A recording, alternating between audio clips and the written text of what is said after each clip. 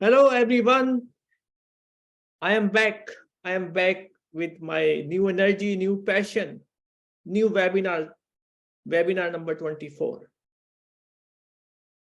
It is well known fact that the transformer is the most important, most crucial, biggest one, costliest equipment in the power system.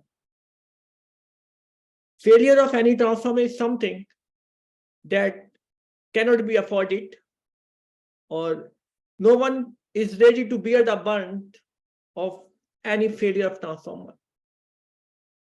Reasons are very simple. It has direct impact on your downtime, availability, reliability of systems, and above all, it has direct impact on the tariff. It is imperative to identify, detect the developing, growing, impending, incipient fault within the transformer before that small things are converted into some catastrophic failure. Considering or taking into account the above facts, I am back with this powerful Igniting Power Engineers webinar series.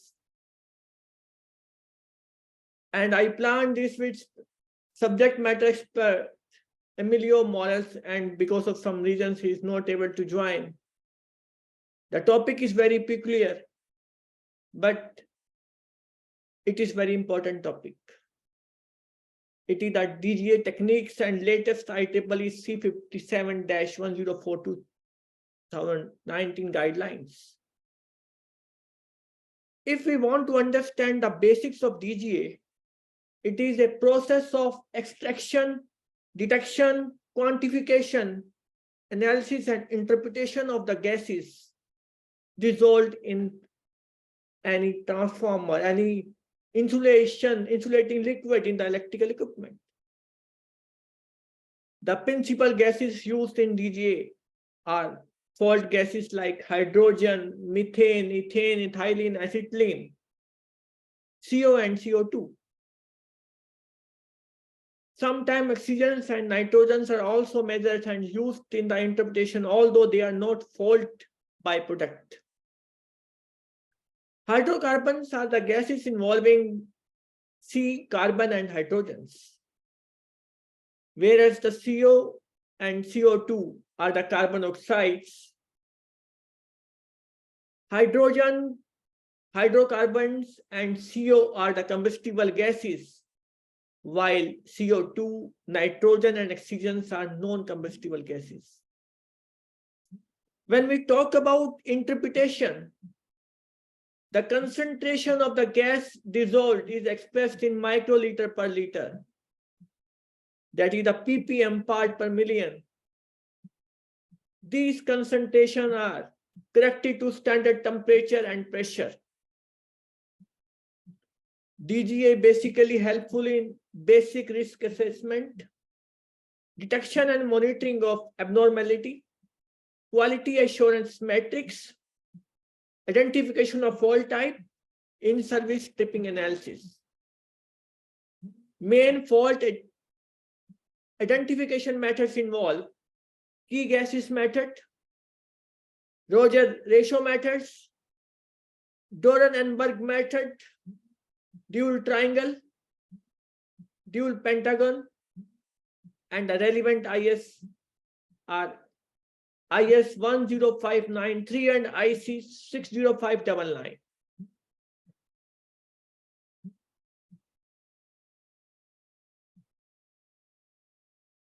Every time I start any webinar with Thanksgiving, and that Thanksgiving is basically I start with thanks to Almighty, my family, my well-wishers. I always start with thanks to my precious family, includes my mother, my son, my wife, my mentors, respected Bhai Sahab, Anjali Chandra ma'am, K.K. Murthy sir, N.K. Mittal sir, S. Ramachandran, S. Pau, Hitesh Chauhan ji, Dr. Kamal Bansal. My friends and well-wishers includes Saket Gupta, Arvind Tukral ji, Dinesh Singh ji, S.K. Batra ji, Vishandat ji. Last but not the least, the team working day and night for making this to happen includes Gulab and Ramdhani. Now, Gulab, just see whether that Emilio sir has joined or not. So not till now. Okay. Now, I would like to invite KK Murthy Saab to unmute yourself and give your view on DGA, because you have very good, rich experience in the field of power systems. And I invite you to say something. Namaskar. Namaskar to everybody. As far as DGA is concerned, Dr. Arora is an expert on that. I know hardly anything about DGA. You see, I generally whatever report comes, then we analyze that. Rather, analysis of the report is there always. Okay, and that is the incipient faults that that are DGA is the basic, you can say, a tool for finding out the incipient faults and the temperature condition in the transformer. If the temperature goes beyond, say, 700 degrees, it is acetylene. Okay. So the other gases what are there in DGA are methane, ethane, ethylene, and acetylene, CO2, CO, as well as these are all things. These are all the gases which we get the particular condition of the transformer by looking into those gases. See, the basic thing is most of this thing gases represent the characteristic of this winding. Rather, the winding itself. The temperature of the winding, or say deterioration of the winding, that reflects in the gases, and the gases which they dissolve into the mineral oil. Of course, in any oil, it must be dissolving. It must be dissolving. It dissolves in this mineral, this ester oil, also natural ester and synthetic ester. That was one of my questions, which I was going to ask the presenter about that. What are the gases which evolve in this synthetic acid, synthetic ester, synthetic ester and the natural ester? Sir, I would like to answer that thing before Emilio sir joins. The IEEE has come up with new guidelines for your natural and synthetic ester, IEEE 657-155. If you go through that documents, that will give you fair idea how to identify the gases. Yes, the gases generated for ester and natural layers are the same as being generated by mineral oils, but their way of interpretation, their way of interpretation for identifying the fault in the transformer using that ester and natural gases are different. And there the only documents available are that C57-155. You can download that paper and you will get the answer, all the answer of the queries you have. And thank you so much. good thing is that now in 1 minute, Mr. Emilio is going to join. Gulab, kindly check whether he has joined. So, what is the time?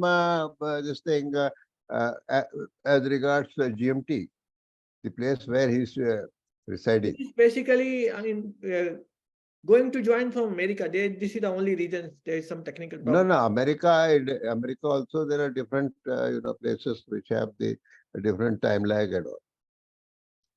Let him join. He will answer all the queries. Yeah. Sheetalji, kindly unmute. What is the status?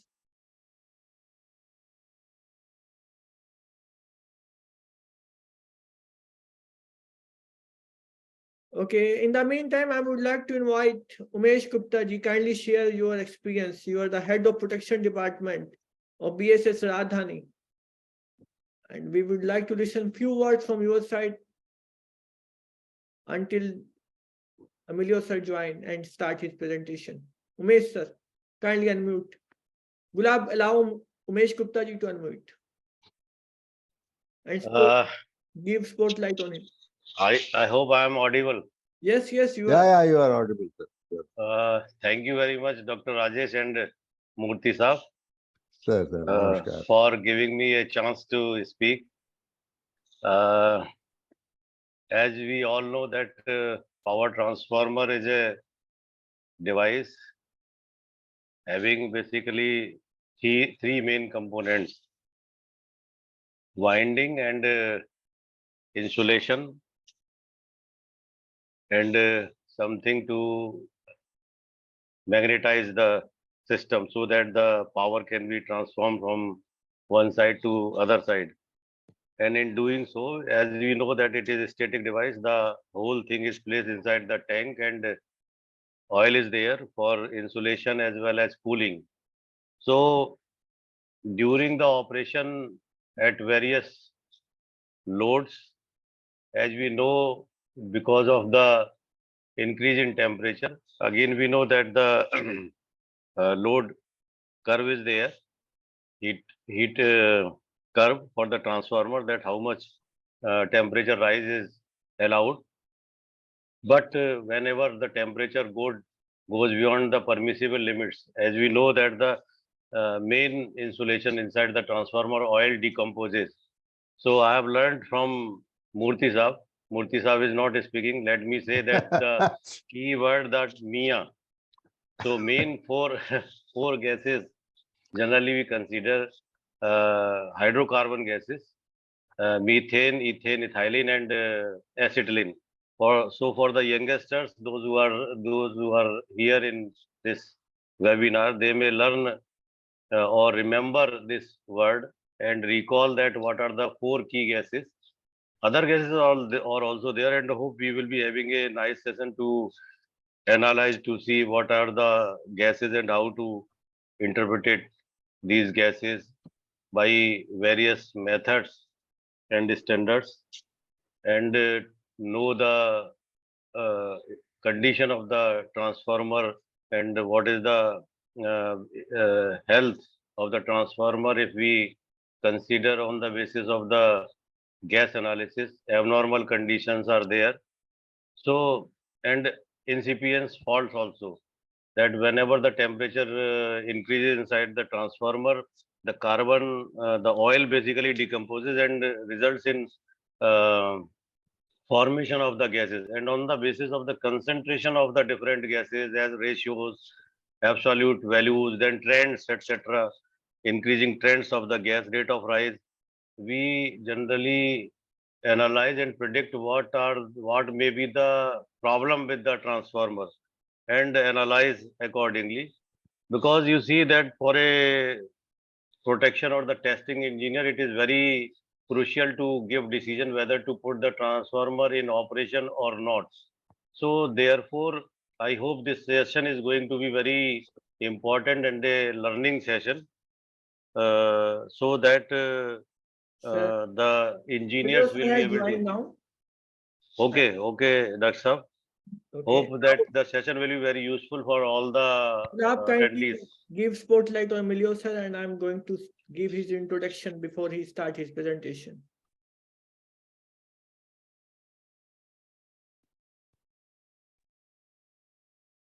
Give me a second. Hello. Hello, I'm sir. sorry. No issue, sir. Well, I just want like to say that I did something wrong because I found on my phone that there is 10.5 hours difference in time. I did the math in it. That told me it was going to be at 6 time, my time. Okay. I just took a shower. Okay. Welcome to my session of Igniting Power Engineers, and I will give you a brief introduction before I hand over to you for your presentation.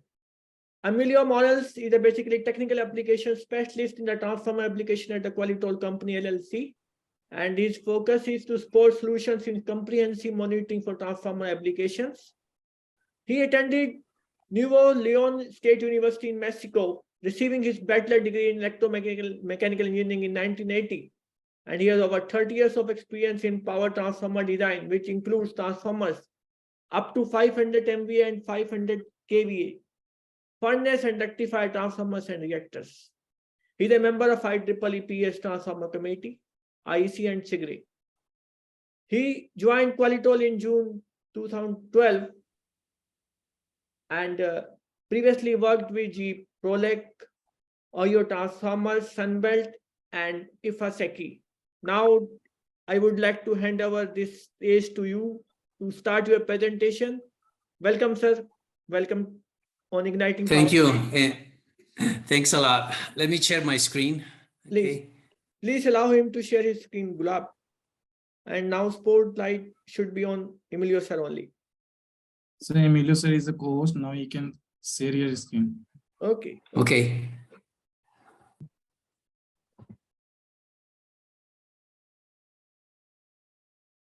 Okay, this is basically a review of the C57-104 2019.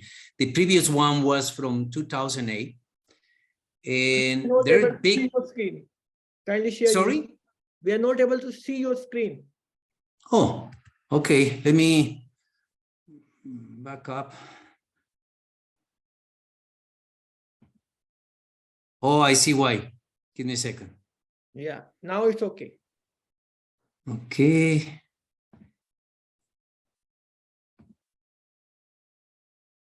Perfectly Why fine. is, oh, okay. Okay. Perfect. Let me, because I'm going to be, you see this, isn't it? Okay, there you go. So, again, this is a review of the C57-104 2019, which is the guide for dissolved gas analysis. The previous version was the one from 2008. I mean, we talked already about that. This is, I'm going to give a small introduction, talk a little bit about the 2008 version. Then I'll talk about 2019, other gas, what gases are generated, diagnostic methods that are now included on the guide, and other possible causes of the presence of gas in the transformers. There is a new method. It is in an annex in the guide that is called normalized energy intensive method. I will talk a little bit about that too as well. And then please, whenever you had a question, don't wait until the end. If that's okay with you, you can ask any questions whenever you want. So this is basically, we know, and I heard you talking before I joined, so you know already what produces the gases. Is basically what type of materials we have in transformer: insulation, oil, or liquid fluid, insulation fluid. And it can be, there could be excessive degradation for heating or electrical discharges that will produce gases. The severity will depend on the nature of the problem. I mean, we can have a low level corona, partial discharge, overheating, or a total insulating failure. The gases are generated obviously mainly by the insulator, when the insulator fluid breaks, either naturally or under very critical conditions. The gas dependent of the type of fluid that is being degraded and the temperature of the transformer. So this is just a cartoon. Offhand, I will say you are suffering from an arrow through your head. Sometimes it's sometimes very obvious, but we would like really to reconfirm what we believe to try to make the best decision. Now, this is let me see if I can get rid of this. Okay. This is basically the method on the 2008 guide. We have condition status 1, 2, 3, and 4. We have almost all, I mean, all the combustible gases plus the carbon dioxide. We have also total dissolved combustible gases, the sum of all these gases. So if you didn't exceed, or the transformer didn't exceed any of these values here in condition 1, then you could say transformer is operating normally, because there will be gases anyway, even if the transformer has no a fault or incipient fault. If you exceeded condition 1 and you then didn't exceed the values in condition 2, that means your transformer is in condition 2, and so on. So once, I mean, the method basically said, if you detected a gas either in the relay or on the gas space or the oil, then compare values with this table. Now, I don't know about you guys, but I don't think anybody anymore get the gases. Give me a second. Well, you can see my mouse, do you? Okay. We can see. Okay. Okay, very good. So really, most people, if not all, use basically the oil. So let's just talk about that. Actually, and the new guy, it doesn't say anything about gas detected in relay or gas space. It's basically in the oil. So you compare the values to this table, and then if the table 1 indicates condition 1 normal, then just resume normal surveillance. So no problem. But if the value indicates a condition 2, 3, and 4, a problem might exist. So the recommendation was to resample, to find generating rate, and then send you to clause 6.2. We'll see that one in a moment. And then, as I said, I'm not going to go this branch. I'm just going to go through this one here. So if dissolved in oil, go to table 3. If with the rate, and then also I will show you in a moment the table 3, and then it tells you, give you possible fault type using methods described in 6.6, 671, and 672, which is basically the Dunenberg, the key gases, the Rogers ratio, and then based on that, you will adjust the sampling interval and operating procedure based on an accumulated data and experience. The table, okay, this is a table 3, and it tells you if it is condition 1 and the total dissolved combustible gases generation, is less or equal than 720, and the rate, which is microliters per liter per day, and another easy, the most common unit, parts per million per day, was less than -10, then continue annual sampling. 10 to 30, do it quarterly. Less than 30, more than 30, then do it monthly. And then gave you some operating procedures. Exercise caution, analyze for individual gases, determine load dependence, or continue normal operation, depending on where you were here. And it did the same thing for every condition until it got to the condition 4 with a more than 4,630 ppm.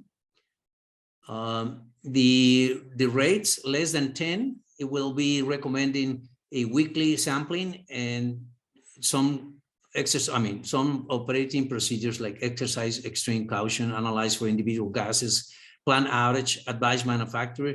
If it was between 10 to 30 daily, advise manufacturer, consider removal from the service, and then the same thing for if it is more than 30 ppm. What they found out with this methodology is that there were sometimes transformers that were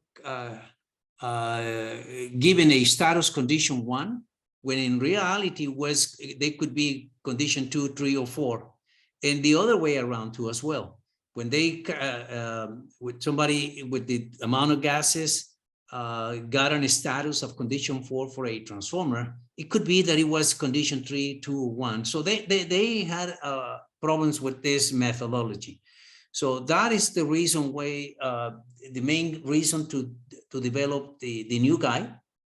And And basically all the clauses were reviewed and updated.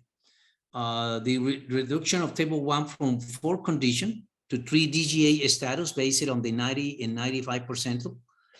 Modification of table 1 to include several subcategories and a split between table 1, 90 percentile, and table 2, 95 percentile, based on results of large statistical study. Basically, what it was done, people provide samples, and there were more than 1 million samples that were collected. And then they analyzed all the data. What they were expecting, basically, that some parameters will show up. They were thinking that the volume of the oil will be a big key in this, and the volume didn't show up like that. It was not a factor in the amount of gases. And that was a very, very surprising finding in this committee. The other thing is that they found, obviously, that, I mean, let me clarify something. All these samples were of transformers that were operating normally. So what they were looking is, okay, what are the gases that normally will be in a transformer? So among them, more than 1 million samples, they look at the 90%, meaning that 90% of all those samples were below those values. And then they got another table 1, that was table 1. And then table 2 was 95 percentile. That means that all the transformers that were there, 95% of them were below those gases. So they have the two sets of values or levels, one based on 90 percentile and the other one based on 95 percentile. They removed the total combustible gases and total dissolved combustible gases interpretation and associated tables 2 and 3. They introduced the delta and rate tables. Delta in this case is the difference between previous sample and the new samples. And the table 4 is about the rates, ppm of gas generated per year. And then they introduced a new interpretation flow chart and methodology, which I will be talking about it. Also, some updated about fold definition and Annex C, introduction of Duval triangle and pentagon interpretation methods in 6.2 and Annex D, and removal of the Donenberg and key gas methodology from the main tests. I wasn't aware much of the Donenberg, but I knew that key gas was giving a lot of errors. So it was, both were sent to a annex. So is there if anyone want to use it? They added some case studies in Annex E. And then, as I said before, addition of normalized energy intensity, NEI, in Annex F. Preservation or deleted material with historical values in Annex G. That's where the Donenberg and the key gas method went, and updated bibliography in Annex H. And they started the revision of this guy, giving a big recommendation action. It says recommended action of resampling interval can be based on the full diagnosis and the verified DGA status. But, and this is the one thing, please use an expert judgment. And in other words, it says, because of the potentially serious consequences and high cost of misinterpreting transformer test data, a interpretation based in just in the numbers and the analysis coming out of these diagnostic methods without the application of expert judgment is highly inadvisable. So there should be some logic here, even if the method is saying something need to look at and see if everything seems to be okay. And then they say define DGA status levels. They came out in this guide with the following status, with sampling intervals and maintenance activities and an operational transformer. So the first one is DGA status 1. So screen DGA results are acceptable, continue routine operation. Then DGA status 2, incipient modest recent gas production of elevated gas levels. And then the recommendation is resample for confirmation and monitor gas evolution. And then if the transformer get to the DGA status 3, then high gas levels or continuing significant gas production, mitigate actions, continuous monitoring. Something here to take into, to look at this is before we were giving conditions to the transformers. Now, as you can see here, it is not so much the transformer. Now is the DGA. And I believe this is mainly so you make people understand this is an evaluation of the DGA. And then it's for the owner of the transformer to do that correlation to the transformer. And in other words, going back to this note, is you should be very careful when you do this and make a decision based on the method. You may want to maybe trying to find another method to try to reconfirm what you came out with the diagnostic of out of the DGA for the decision that you're making. Now, this is the method.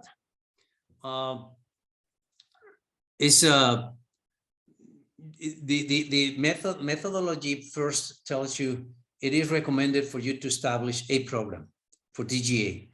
And it doesn't say it directly, but in a way, looking at how it is performed, the recommendation is to do manual sampling every 6 months or even every quarter. Let me see, 3 or 4 months. I will double check on that.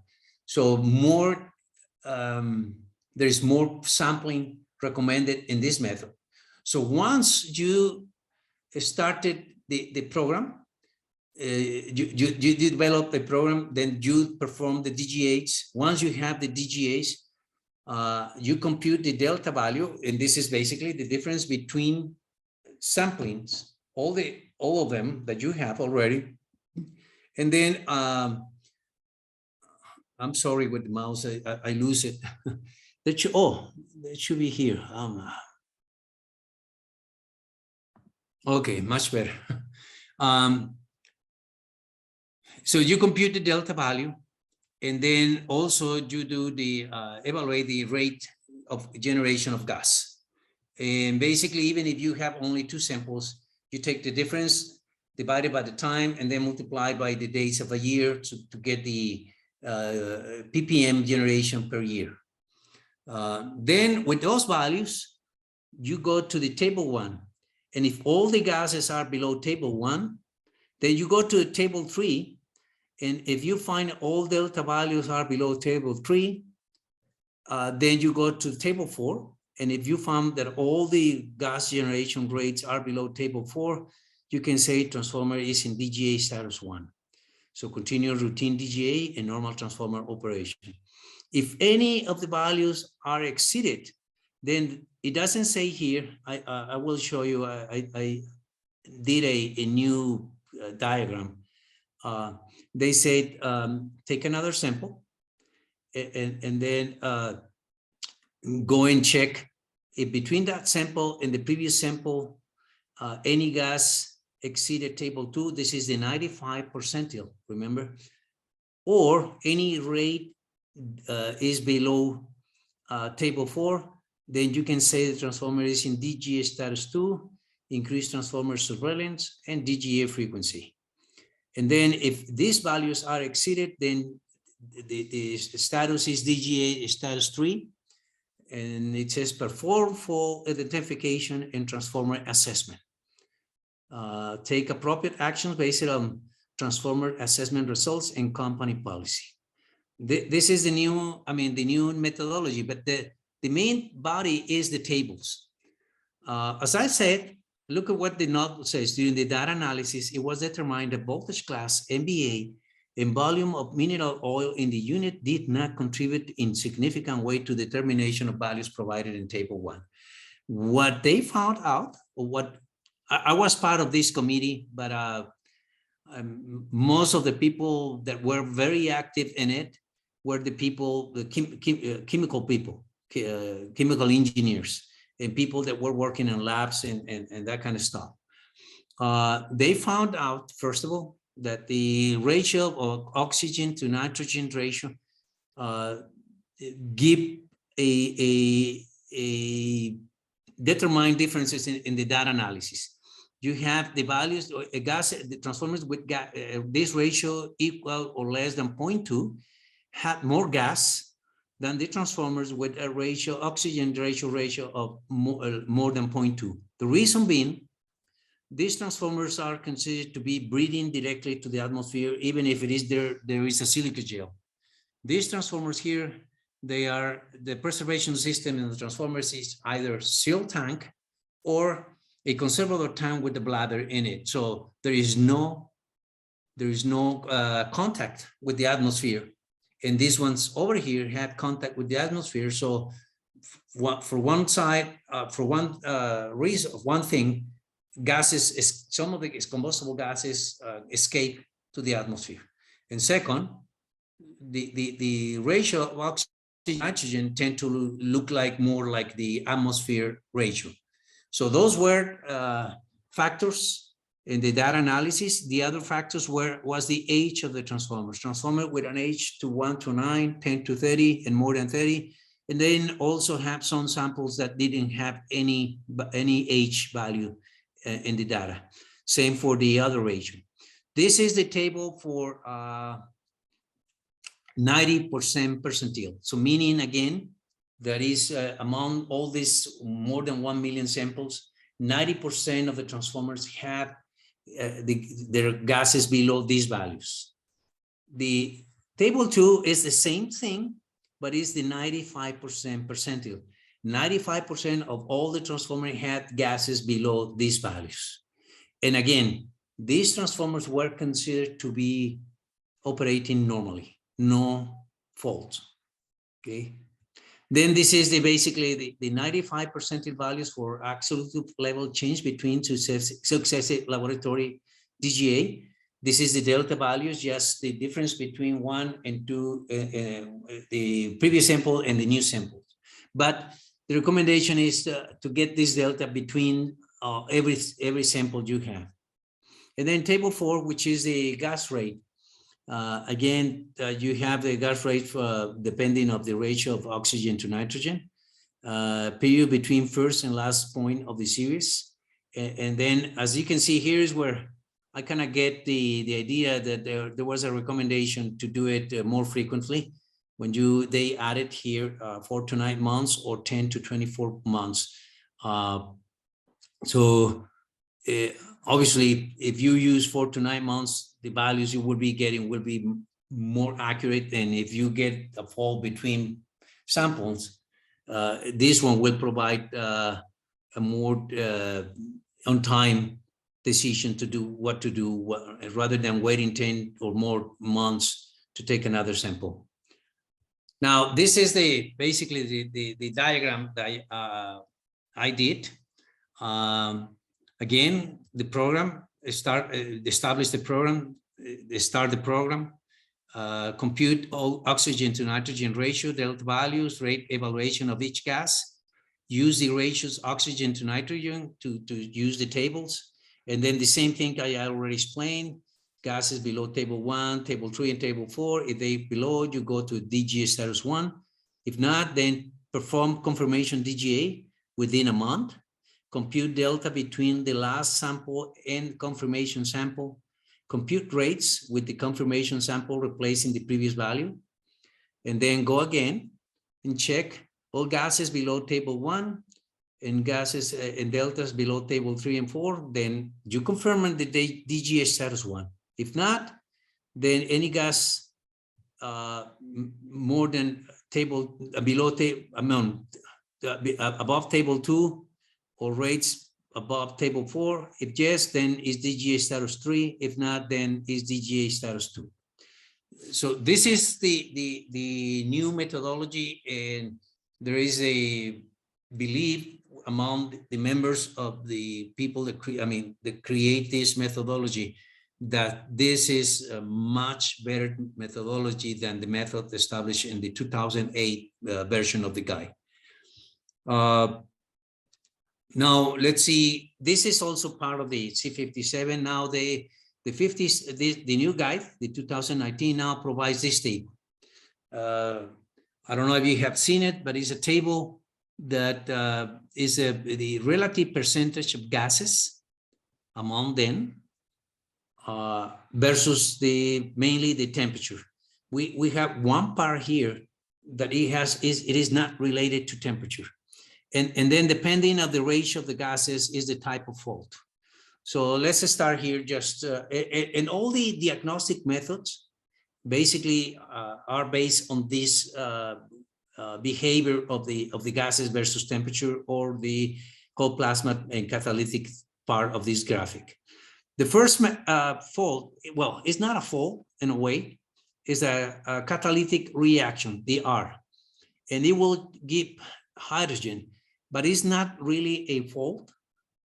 This happens when you have a certain amount of moisture on the transformer, and the manufacturer of the transformer use some hardware with some finish on it, like a galvanized hardware, bolts, washers, or nuts.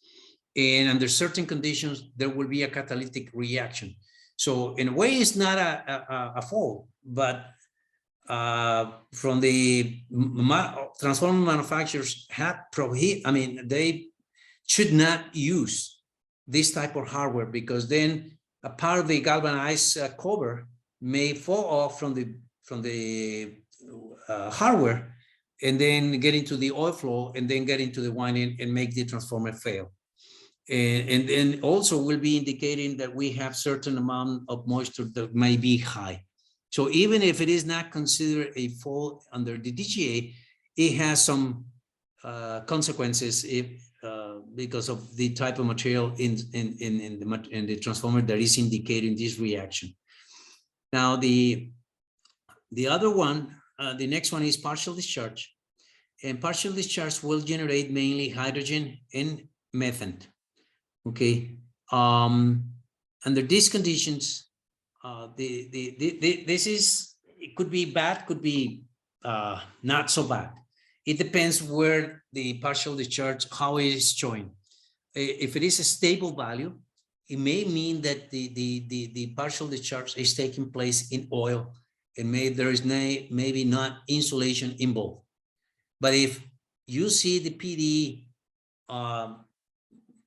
a rate changing and increasing, more likely is because then a material where the PD is presenting is deteriorating, let's say insulation, and after more, over time, it will be damaging the insulation, and these values will be much higher. The third one is stray gassing. Stray gassing, again, some people don't consider this a fault, but it is a phenomenon that is taking place nowadays due to the way the oil's being refined. I will talk a little bit more about it, but it could be not a problem, but it depends on the other gases that are show up. It could be a problem. And in other words, if we only have hydrogen, it could be not a problem. But if we have hydrogen, methane, and ethane, then there is a problem. And I will explain in more detail a little bit more ahead. Then we have a thermofault one. This thermofault is faults below 300 degrees C. And then I'm going to skip these two and get back to them in a moment. T2 is thermofault 2 is overheating between 300 and 700 degrees C. Thermofault 3 is overheating about 700 degrees C. So when you have the overheating above 700 degrees C, the main gas is ethylene. You will see some methane, and you may start seeing some acetylene, depending on how high the temperature is. In thermofault 2, you will see a combination of the three gases. You will see ethane, methane, and ethylene. On thermophole 1, mainly you will see ethane and methane as ethane will be the main gas. Then we have overheated oil or paper at less than 200 degrees C over here. It is not confirmed that there is paper involved, but it could be. And you have C, possible carbonization of paper at more than 300 degrees C. The other false is D2, which is a high energy arc. And on those, you will see hydrogen as the main gas and acetylene, as well as in D1, which is the low energy discharges. Now, as you can see here, there is a gas that shows up in all the faults, and that will be the hydrogen. That's the reason why when there are gas monitors of one gas, it is normally of hydrogen. The only thing you have to be aware of it is that the generation of hydrogen under the thermopholes is not much. So when you have a very low amount of increase in gases of hydrogen, chances is that it is a thermophole. The other thing I'd like you to take attention to is the hydrogen, the ratio between hydrogen and acetylene could be 2:1, up to 2:1. And in this case, when you have a monitor of hydrogen only, and you see a change, a rate of change, and if you're using, let's say, the guide from 2008, where it says that condition 1 is below 100 ppm of hydrogen, and you may think that you're okay, well, think about this. You can have 2:1 ratio between hydrogen and acetylene if you have any of these two faults, the high energy arc or low energy discharge. And that means that you can have already 50 ppm by the time you get to the 100 ppm of hydrogen. And it could be that you not even get to that point if maybe transformer failed before that. So just something to be aware of it. Now, here are what happens, the Donovan ratio, which is basically look at these different ratios, methane to hydrogen, acetylene to ethylene, acetylene to methane, and ethane to acetylene. And it says that this method has fallen out of favor in some parts of the world due to this complexity. It's being replaced by the Royce ratio and some standards.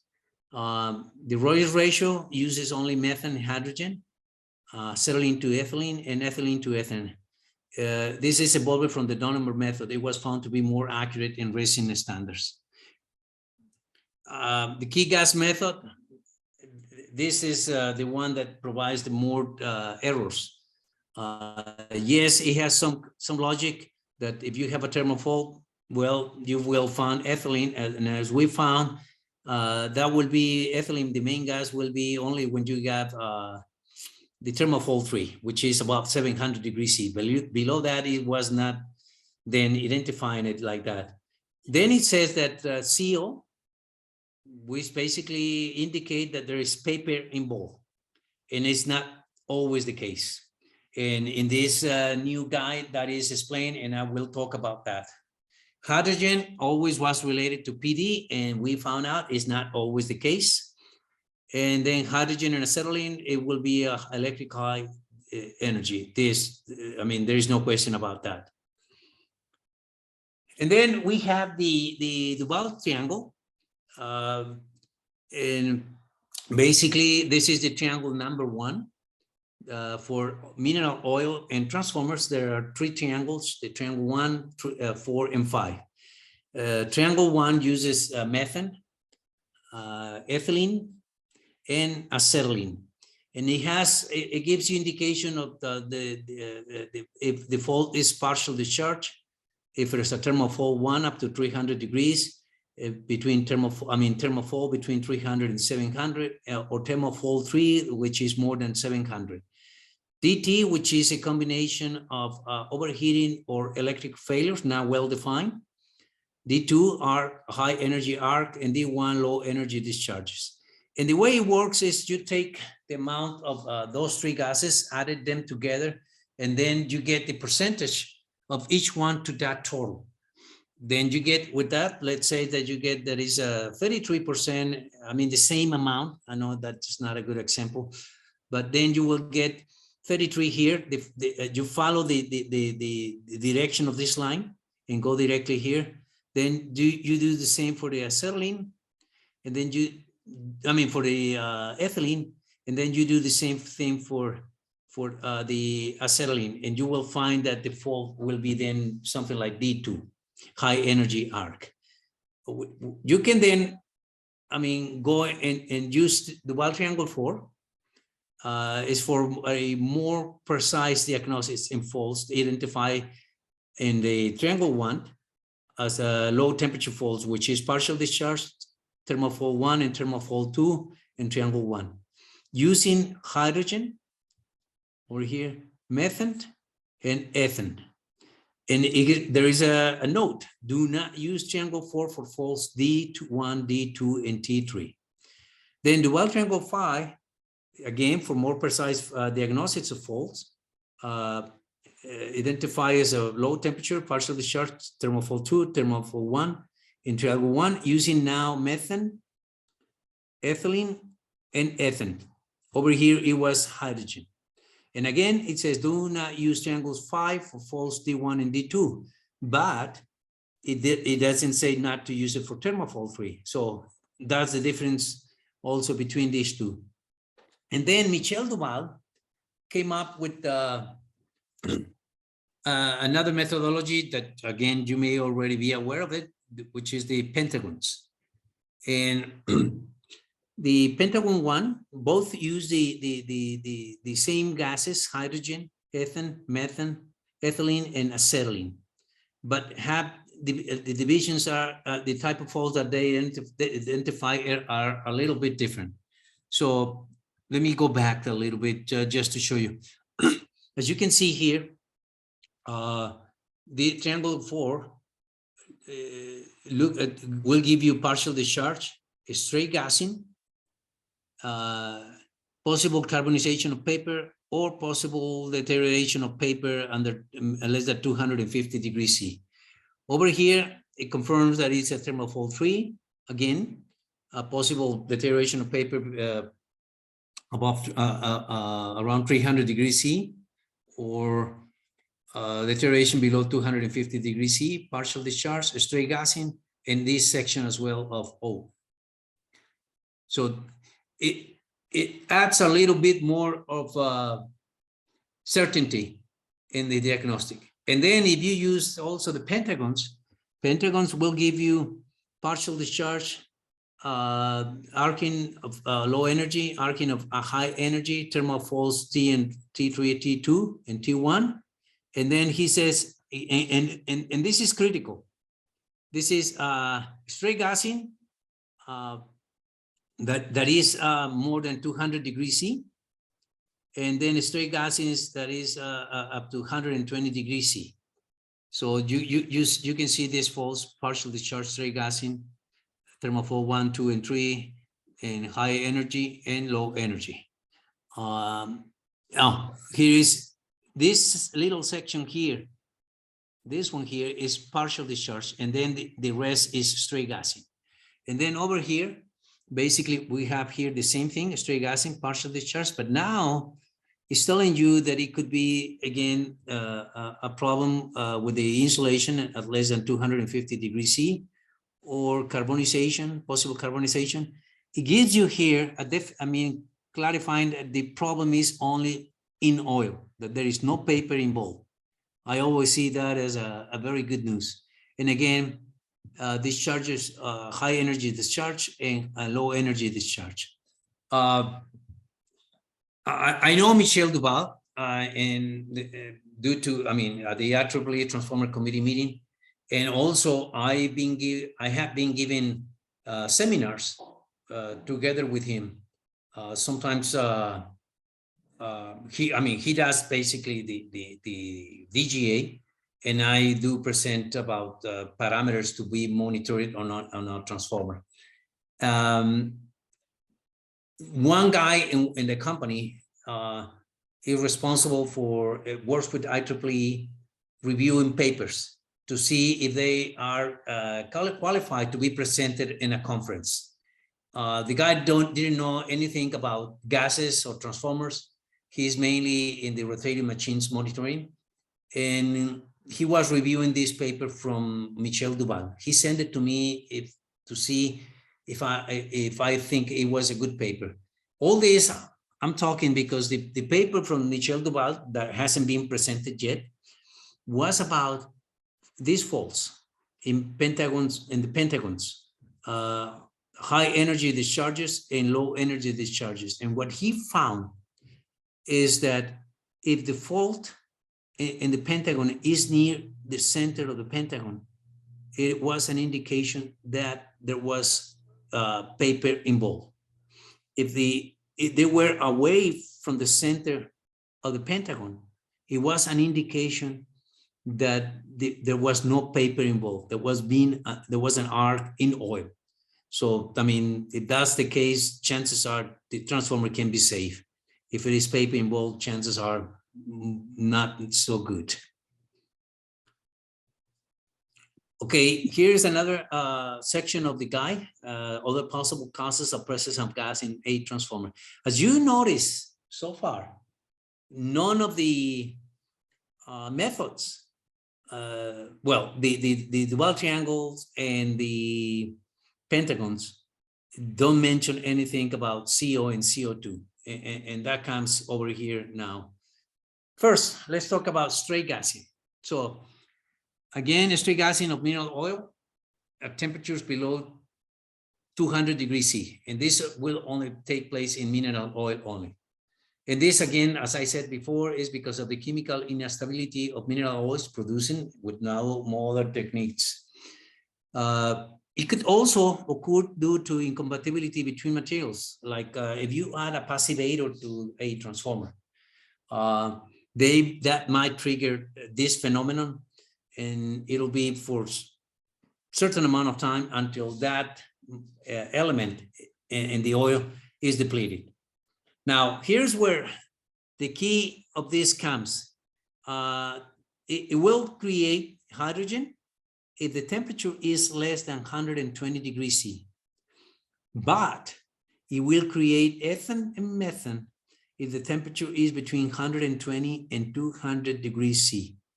Well, the problem, if you have this phenomenon with a transformer, it will normally happen with the new oil. So chances are is more likely a new transformer, and you get these gases, you may start thinking that you have partial discharge. You will contact the manufacturer of the transformer and you will say, we have a problem. The manufacturer will tell you, send me the data.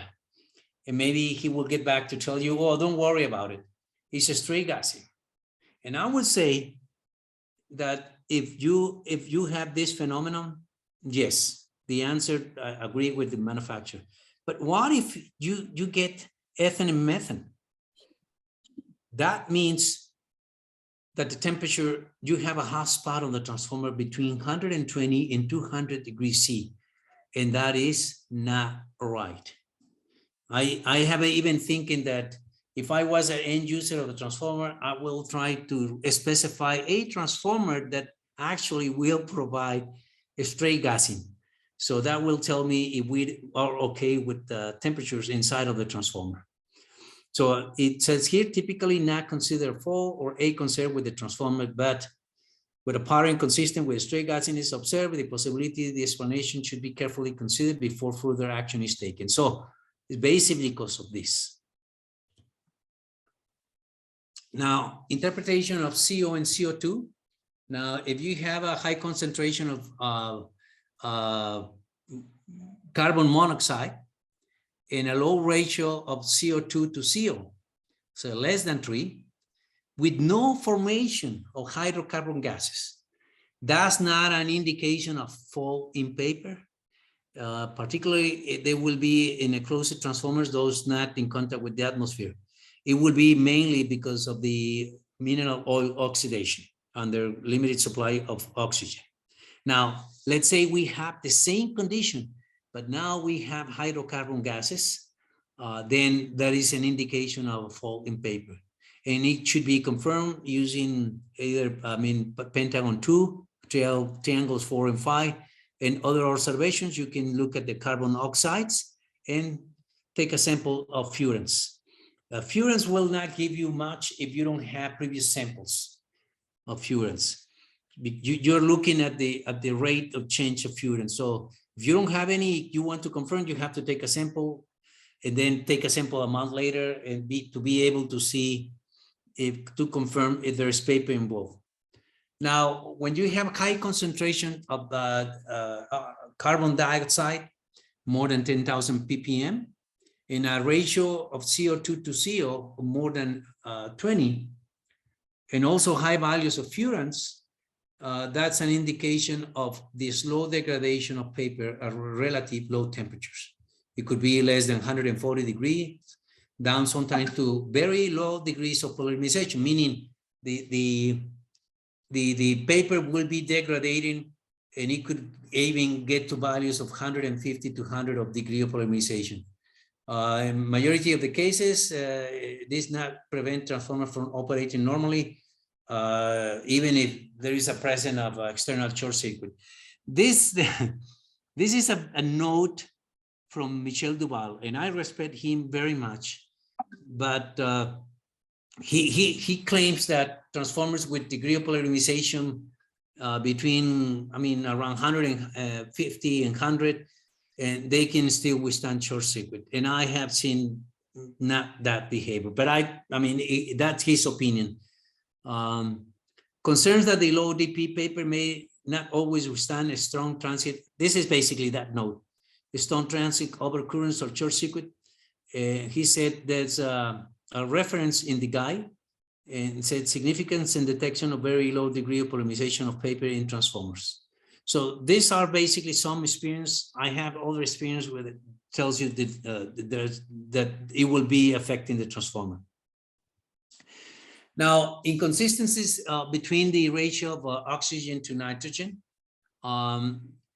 It says isolated large increases in this ratio correlated with decrease of hydrogen may indicate an air exposure. So meaning if you get the ratio is looking like the ratio of the atmosphere for transformers that are sealed, and then you see readings on the periodic samples, you see readings of hydrogen decreasing, chances are that transformer is breathing somehow to the atmosphere when it was not supposed to. In other cases will be a mistype value of oxygen or nitrogen.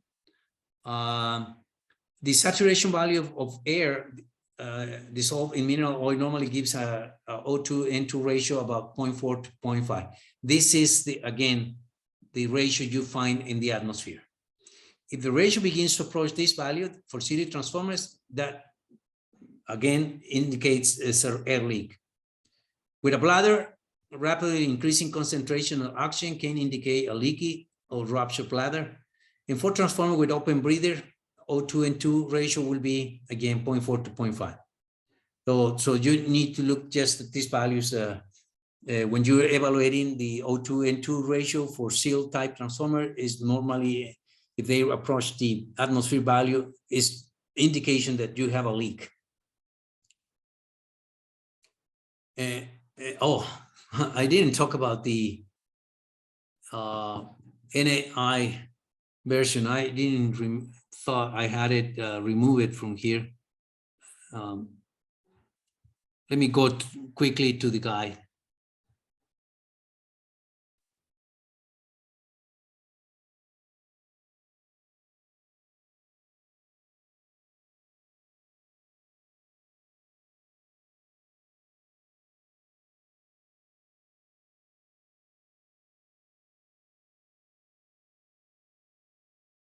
Oh, shows up directly. So this is an Annex F. Since it's very new, they put it as informative, and is the evaluation of fault severity. So it is very helpful when you have a diagnostic, and the diagnostic is telling you you have a thermofault, you have a PD, or you have anything, and basically, what I mean, it's evaluating the amount of gases and relate that to the energy of the fault.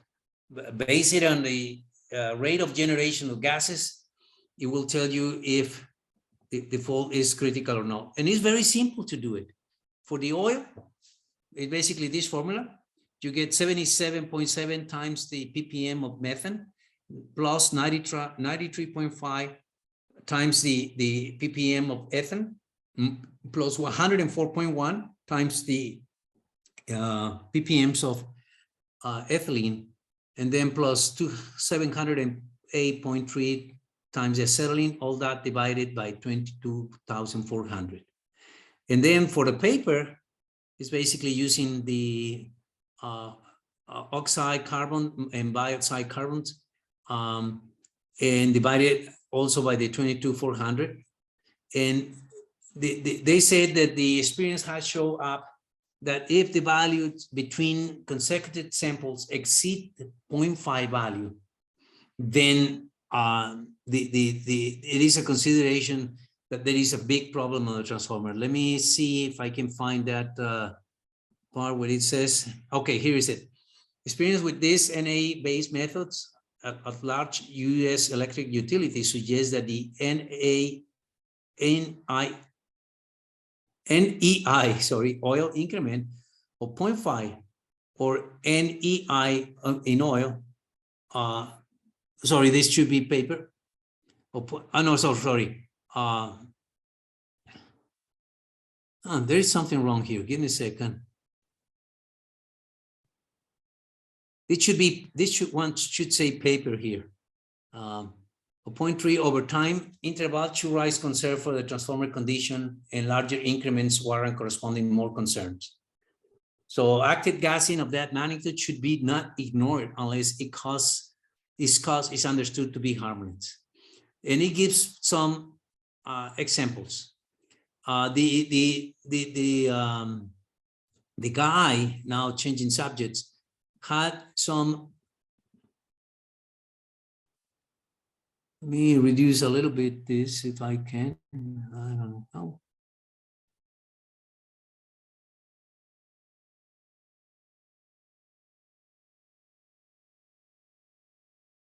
Here's where he's talking about the methods, but it has a section that is looking at the all these are the cases, but I want to get to the place where they give you actually an example of the methodology. Here is it. So let's say they're talking in here. This is an example too. They have several samples. I mean, these are the samples, the days between them, and the amount of gases. Okay. And then basically graphic the points, look for, you know, the outliers and remove them from the data.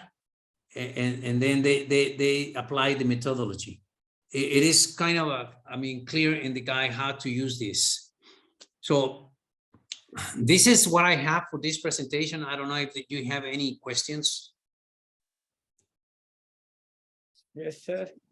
Sir, first of all, I would like to thank you for this insightful presentation. It was mind-blowing.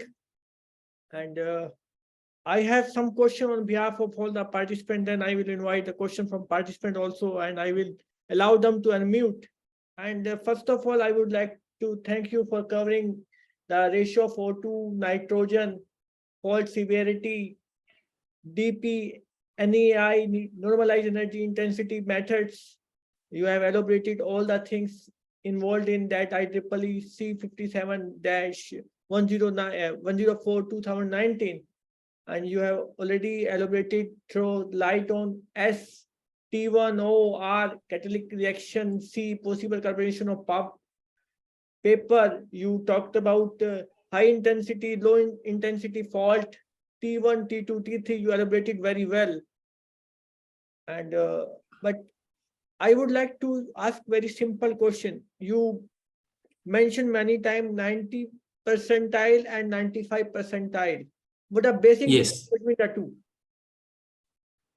So, and what is the question regarding those Yeah, but tables? the basic difference between the 90 percentile Oh. and 95 percentile.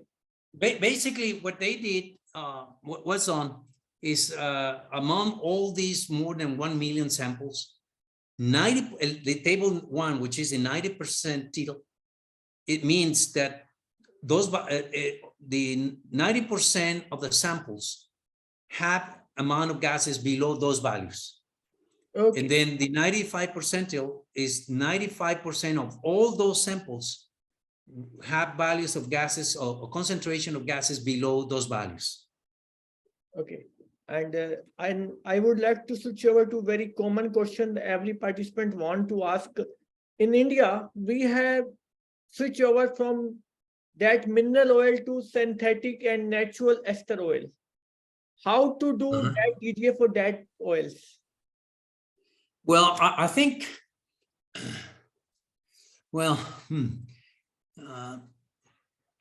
as there is a guy for ester oil, but that guy is still kind of a used in a way the same methodology that is used in the 2008 version. And I can't say that you would be able to use this methodology for ester oils, but as you know, with ester oil, the concentrations are a little bit higher than mineral oil. I would say if you use these limits for ester oils, that will be an indication that definitely you don't have any problem. But to the best of my knowledge, I know there's separate IEEE C57-155 is available as a guide for natural and the synthetic oil we are going to use. Yes, yeah. I mean, again, I understood the question. If this guy could be used for ester oils, maybe I misunderstood.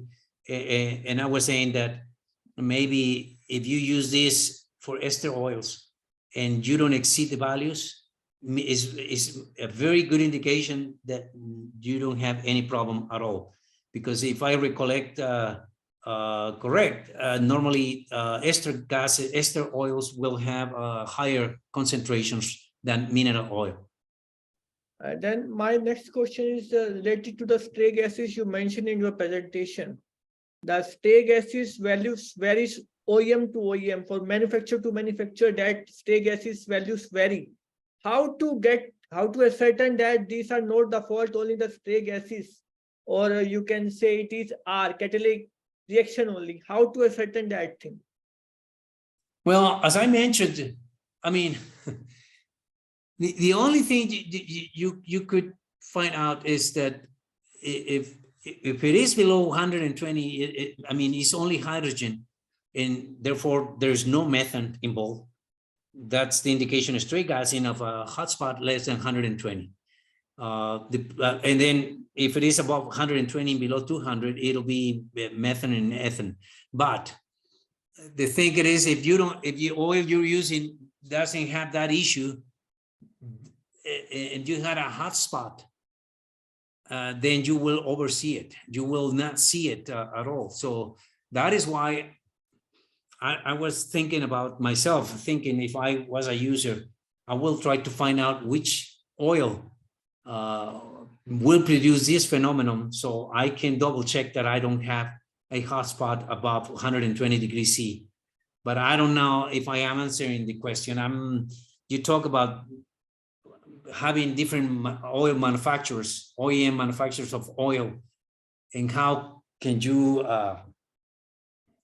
be sure, I guess, that you're not having this phenomenon. And that'll be only if you know that that oil produces that phenomenon. Now, I would like to take question from the participant. Mr. Sagar has raised their hand. Kindly unmute. Gulab, allow Sagar to unmute and ask the question.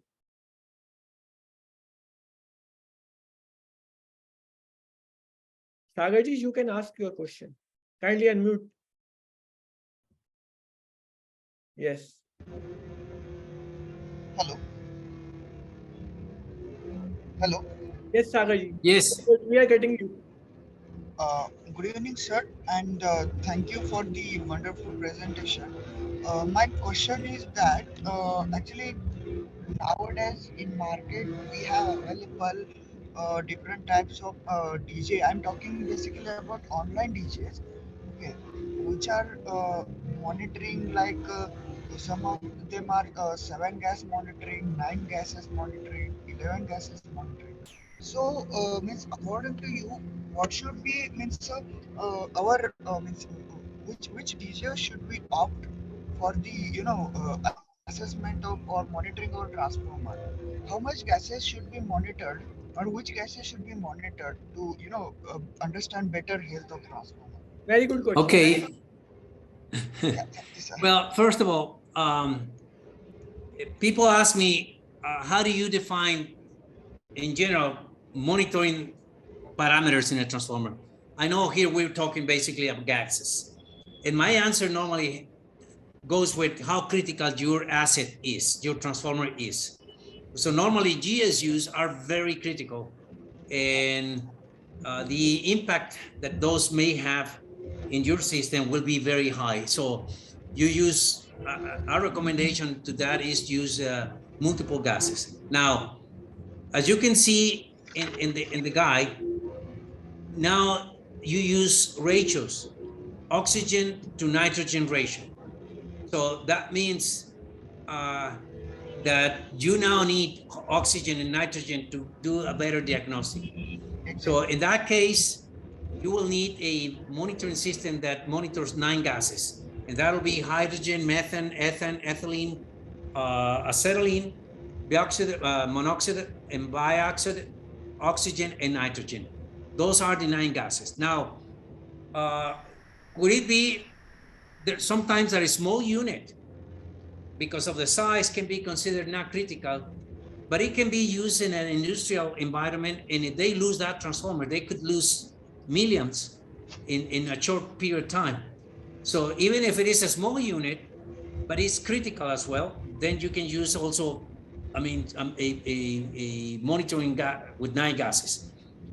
Now, if it is if there is a budget restriction and it is a transmission or distribution type of power transformer, my recommendation will be to use hydrogen. I know that there are products out there in the market that monitor hydrogen and monoxide, carbon monoxide, but as I now presented, and this is not only my opinion, it's also Michel Duval's opinion.